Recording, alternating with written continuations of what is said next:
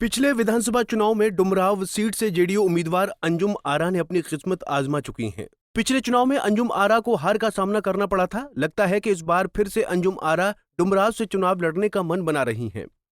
इसलिए अंजुम आरा ने बक्सर का दौरा कर जेडीयू वर्करों में उत्साह भरा। इस मौके पर अंजुम आरा ने विपक्ष पर तीखा हमला बोला। उन्होंने तेजस्वी यादव को लालू राबड़ी के 15 साल के शासन की याद दिलाई। अंजुम आरा ने कहा कि जब तेजस्वी के माता पिता 15 साल तक सत्ता में थे तब बिहार की स्थिति क्या थी। ऐसा तो है नहीं, लेकिन जब ये वो सवाल करते हैं या इस तरह की बात करते हैं तो उन्हें ये समझना चाहिए कि 15 वर्षों का जो शासनकाल उनके माता पिता को बिहार की आवाम ने दिया था, तो उन्होंने क्या किया था। बदहाल बिहार बना था ना, ये हम लोग थोड़ी कहते। राष्ट्रीय पटल पे चिन्हित था ये बिहार। ये वो बिहार बन गया था जहां अराजकता कूट कूट के भरी हुई थी, या वो बिहार था जो देश के ऊपर बोझ बन गया था। तो मुझे लगता है कि इन सारे विषयों पे बोलने के लिए विपक्ष के पास नैतिक पात्रता तो बिल्कुल ही नहीं है।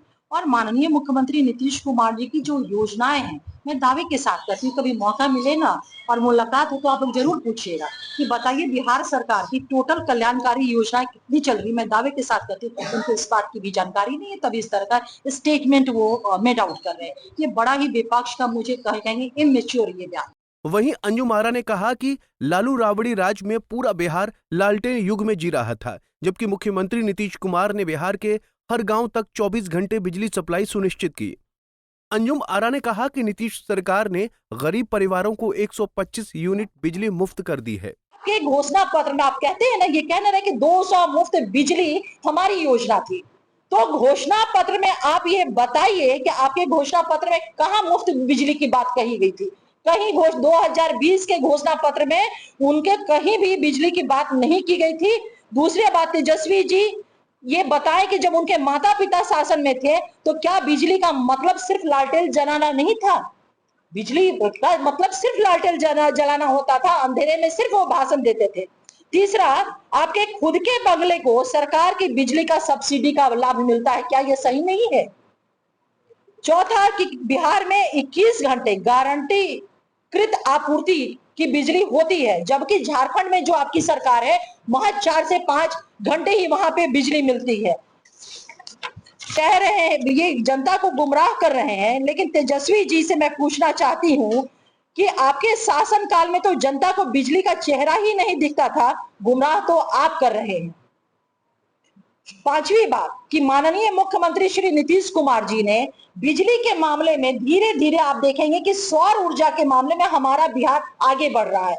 हम यानी कि ऊर्जा के मामले में, एनर्जी के मामले में हम इंडिपेंडेंट होते जा रहे हैं, और बताया गया है कि 10,000 मेगावाट बिजली सौर ऊर्जा के माध्यम से हम वो स्वयं करेंगे, और 50,000 परिवारों को सब्सिडी रेट पे, फ्री रेट में सौर ऊर्जा का जो पैनल होता है वो दिया जाएगा, और बाकी लोगों को सब्सिडी पैनल के लिए दिया जाएगा। 125 यूनिट मुफ्त बिजली, 1,67,00,000 परिवारों को राहत मिलेगी।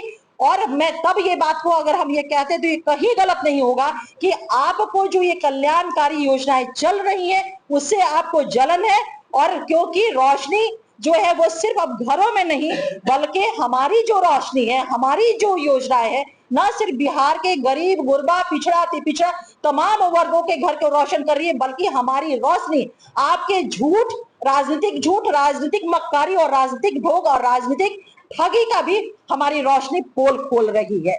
वहीं मुख्यमंत्री नीतीश कुमार के काम का एक अलग तरीका रहा है। जनता से संवाद करने के बाद ही मुख्यमंत्री नीतीश कुमार ने कई योजनाएं शुरू की हैं।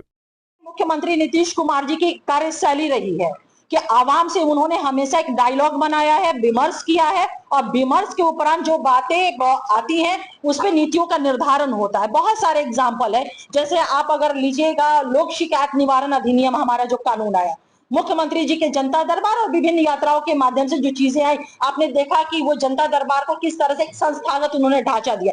बहुत सारी योजनाओं का निर्माण माननीय मुख्यमंत्री नीतीश कुमार जी ने आवाम से विमर्श के उपरांत किया। प्रगति यात्रा के दौरान भी पूरे बिहार में माननीय मुख्यमंत्री नीतीश कुमार जी प्रगति यात्रा में गए, क्योंकि उनकी यात्राएं होती रहती है, आवाम से वो विमर्श करते रहते हैं, और उन यात्राओं के दौरान जो आवाम के फीडबैक, आवाम की जो सजेशंस आए, जो उनकी नीड आए, उनके जो रिक्वायरमेंट थे, इतना तो हम सभी जानते हैं कि हमारे मुख्यमंत्री जी की सेंसिटिविटी की प्रकाष्ठा है, तो उनकी संवेदनशीलता का ये प्रमाण कहेंगे कि जाते के साथ 3 दिन के अंदर में कैबिनेट की बैठक बुला करके उन्होंने सारी जो घोषणाएं की थी उसको उन्होंने पूरा किया। ये सारी चीजें जो अभी लागू हुई है ना, वो भी प्रगति यात्रा के दौरान जो आवाम की नीड थी, आवाम की सजेशंस थे, उनके लाइट में लिए गए ये सारे निर्णय है। और मुझे लगता है कि ये कल्याणकारी योजनाएं मील का पत्थर साबित होगी बिहार को, सशक्त बिहार, समृद्ध बिहार और अपने पैरों पे खड़ा होने वाला बिहार के लिए हम सभी को स्वागत करना चाहिए इसका। अंजुम आरा बक्सर में फिर से सक्रिय हो गई हैं। अब वक्त ही बताएगा कि डुमराव से इस बार अंजुम आरा चुनाव लड़ेंगी या नहीं। पंजाब केसरी टीवी के लिए बक्सर से संजय उपाध्याय की रिपोर्ट। हमसे जुड़े रहने के लिए हमारे YouTube चैनल को सब्सक्राइब करें और नई वीडियो की नोटिफिकेशन के लिए बेल आइकॉन को दबाएं।